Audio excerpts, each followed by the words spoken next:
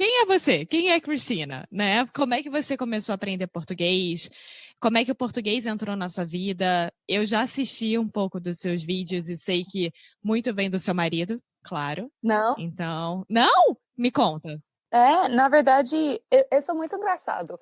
Eu não fico com raiva de você porque eu gosto muito de você. Mas eu fico com raiva que quando as pessoas falam, tipo assim, você fala português? Eu sim. E as pessoas, é porque seu marido é brasileiro. Eu falo, não, meu bem, é o seguinte, eu conheci o meu marido porque eu consegui falar em português. Então, tipo assim, obviamente, desde eu tô casada, a gente tá junto há uns 3 anos. Casada para 2 anos. E melhora, meu português fica melhorando, né? Cada vez mais, porque nossa primeira língua, nossa língua nativa, porque todo casal, eu estava explicando isso para Foster, minha teoria sobre isso, mas todo casal também tem uma língua nativa deles, né? E Sim. como a gente conheceu em português, a nossa língua é português, né? E vocês se conheceram no Brasil? Ou aí? A gente conheceu no Brasil, mas o que aconteceu? Eu já falava português quando eu conhecia ele. E meu português melhora cada vez mais. Mas eu não, por exemplo, eu não aprendi português para poder comunicar com ele. Todo mundo pensa isso. E tudo bem, né? Não, mas é a mesma coisa com Foster. Todo mundo acha que ele aprendeu português por causa de mim. E não, a gente se conheceu, ele já sabia português. Então, Então, é exatamente isso. E é muito engraçado porque eu falo, não, gente, se eu não falasse português, jamais. porque não, porque ele não estava nem pensando sobre aprender português, ele estava nem aí para o inglês, digo, inglês, né? Então, jamais eu ia ter essa vida aqui, né? Jamais eu ia ter conhecido ele. Eu tinha que falar português para isso acontecer. Então, é muito ironia quando as pessoas, você fala português porque seu marido brasileiro. Dá todo o crédito para o outro, né? Mas a mesma coisa acontece comigo também. Não sei se acontece com ele. Viram pra mim e falam: Nossa, você fala inglês super bem. É por causa do Foster? Eu falei: Não. Nossa, Aqui, eu ó. quero começar assim. Não. Não, eu já aprendi. Eu faço inglês desde que eu tinha, sei lá, 5 anos de idade. Sempre foi minha segunda língua. Então, assim, não foi por causa dele. Com ele melhorou, claro. Isso Óbvio. é o que eu falo. Eu falo, óbvio, quando ele melhorou bastante e mudou meu sotaque bastante, né? Porque onde eu realmente aprendi português, melhorei bastante, muito, era no interior de São Paulo. Então, meu sotaque era muito caipira, era tipo muito puxado, entendeu? E aí, depois de conhecer ele, bom, na verdade, depois de conhecer ele, eu passei um tempinho, voltei para Estados Unidos, mas quando voltei para Brasil e a gente morou juntos, eu morei em BH. Então, aí, meu sotaque, minha gíria ficou bem mais mineiro, né? Sim.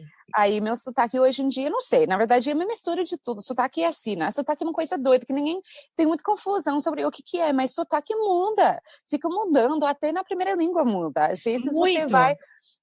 você passa um tempo em outro país ou em outra região que tem uma variedade ou um dialecto, um sotaque diferente, e ele muda, você percebe como você começa a falar igual que as pessoas lá. Por exemplo, o meu sotaque é carioca e muito carioca. É carioca da gema Você mesmo. nasceu lá. Nasci lá. Mas quando eu vou para Minas, para o interior de Minas, que é em Poços de Caldas, onde minha família inteira mora, se eu passar um mês lá, eu já falo mais cantado, igual mineiro. Exatamente. Juro para você, quando eu fui para o Rio, a primeira vez eu fiquei um mês e tava só nesse ano, era 2012, que eu fui para o Brasil num Fulbright, né? E eu fui lá, eu fiz uma meia maratona, eu fui para um congresso, eu fiquei um tempinho lá. E eu começava a falar assim com mais. E eu tipo, que isso? Tá E saindo, foi muito é. bonito. Saiu, e foi muito bonitinho, não? O sotaque vai mudando, né? Vai, mas não é uma coisa que as pessoas devem se preocupar. Eu sempre falo isso para os meus alunos e eu acho que você também fala. O Fala. sotaque é a última coisa que você deve se preocupar. Fazer uma frase, formular uma frase é mais importante. O sotaque vem depois, não tem problema. Não, uma coisa que eu tento fazer muito com meus alunos é, sem ser de uma maneira muito chata, tipo assim, se isso for possível, mas é definir os termos que a gente está usando o tempo todo. Então, para você, que significa falante nativo? E ninguém sabe como definir isso. Quem é essa pessoa? Quem é esse ideal que está na sua cabeça? O que significa sotaque? Como é essa diferente de pronúncia? Exatamente. Rolou uma grande discussão no meu Instagram Stories, alguns meses atrás, sobre um post que alguém fez, um brasileiro fez, eu não sei, eu acho que na época a gente nem sabia que um na outra existia, né? Mas tinha um brasileiro que postou alguma coisa sobre, com certeza você viu o post, porque viralizou, sobre como os americanos acham o sotaque brasileiro fofinho por causa desse som vocálico extra que às vezes coloca lá no finalzinho, esse i, né? Hot dog, iPad, Facebook, tudo isso. E ele falou que por causa disso, os americanos acham o sotaque brasileiro muito fofo, então agora, ele escreveu agora que ele vai puxar mais e pesar mais nessa coisa. E eu, tipo, pá, tipo, faceplant, né? Eu, não, gente, não, porque isso é um erro de pronúncia, podia impedir que as pessoas entendam a compreensão e tal. E tinha pessoas falando que isso era preconceito linguístico, porque eu estava falando para não fazer isso. Eu falei, gente, a gente tem que entender a diferença entre sotaque e pronúncia. Isso aí é um erro de pronúncia, porque vai impedir a compreensão, a pessoa não vai te entender. Sim, E exatamente. o único objetivo que você tem quando aprender o inglês é comunicar para que a pessoa te entenda, entendeu? Esse é o seu único objetivo. Eu não estou falando sobre sotaque, mas puxar um erro numa variedade de um idioma, né? Esse aqui, no final das contas, é um erro de pronúncia. E esse que a gente tem que focar. Mas sotaque, todo mundo tem um sotaque, né? É muito doido. O que, na verdade, o que eu sempre falo pro Foster, por exemplo, se eu estiver no Brasil e falar para minha amiga, Marina, entra aí no seu Facebook para eu ver o seu Instagram. E não, isso não rola, porque é uma forma que a gente abrasileirou também as palavras. Então, Sim. entre brasileiros, falar Facebook, Instagram, LinkedIn. Eu faço a mesma coisa nos meus vídeos. Quando eu estou falando sobre o Facebook, eu vou falar assim, porque é minha responsabilidade, isso que rolou lá nessa discussão também. Na verdade, essa era outra discussão sobre code switching. Não se amo Instagram Stories. É uma comunidade muito pequena, mas a gente tem discussões muito legais, sabe? Então, rolou uma grande discussão também sobre code switching. Eu falar assim, eu não uso code switching, que é trocar entre inglês e português, nesse caso, com pessoas que não entendem inglês. Isso não faz sentido, porque isso sou eu sendo muito arrogante e não lendo a minha audiência, né? Eu tenho que saber quem é meu público, com quem eu estou falando. Então, eu não vou falar com minha mãe, eu vou inserir palavras em português. Tadinha, ela não entende nada, né? E ela fica muito estressada com minha avó, imagina, né? Mas aí, com uma amiga que é brasileira aqui também, a gente é 50%. 50 português, 50 qualquer palavra que chega primeiro para a minha mente que mais encaixe na situação e mais se expressa a emoção que eu estou sentindo. Mas eu não posso fazer isso com todo mundo. Então, se eu estou falando com brasileiros e os brasileiros não entendem inglês, eu não vou simplesmente começar a falar um monte de coisa em inglês. Né? No sentido geral, numa galera, eu tô lá conversando com pessoas. E isso também aplica para esse. Aí, eu não vou ficar lá insistindo, forçando a barra e falar Facebook, não é Facebook. Não, gente, eu vou falar, você viu essa coisa lá no Face? É isso, pronto, acabou. Eu acho que existe muito uma barreira, né, das pessoas em relação a isso, principalmente quem está aprendendo português. É difícil você realmente pensar e falar Facebook, Instagram, LinkedIn. LinkedIn, para mim, é o pior falar em inglês e é o pior mudar isso em português. Muito difícil para mim. LinkedIn muito, é bem diferente, muito. LinkedIn. Porque tem muito consoante, né? Tem um consonant cluster aí, que é LinkedIn. Pois é, LinkedIn. muito difícil. Essa é difícil. Mas, Cristina, você aprendeu espanhol antes do português, né? Aprendi. Te ajudou? Espanhol é minha segunda língua e português é minha terceira língua. Eu comecei a aprender espanhol, tipo assim, nessa coisa muito comum aqui nos Estados Unidos, de high school. Também eu trabalhei 10 anos no service industry, né, em restaurantes, como bartender, garçom e tal. Então, eu estava sempre com muito espanhol. E eu sou de Califórnia, entendeu? Então, Sim, é México. Com certeza. Pronto, acabou. Isso aí é outra discussão política, mas deve ser de México ainda, mas enfim. Aí, também eu fiz minha formação em espanhol. Eu morei por 1 ano em Espanha. Depois que eu me formei, eu fui para Costa Rica. Eu morei 1 ano e meio em Costa Rica. Minha irmã morou no Equador. Eu fui lá, visitei ela, Equador, Peru, por 2 meses. Então, aí eu voltei para a Califórnia e por 4 anos, quando eu estava fazendo o meu mestrado, eu trabalhei em ONGs lá em São Francisco, que era totalmente Spanish speaking.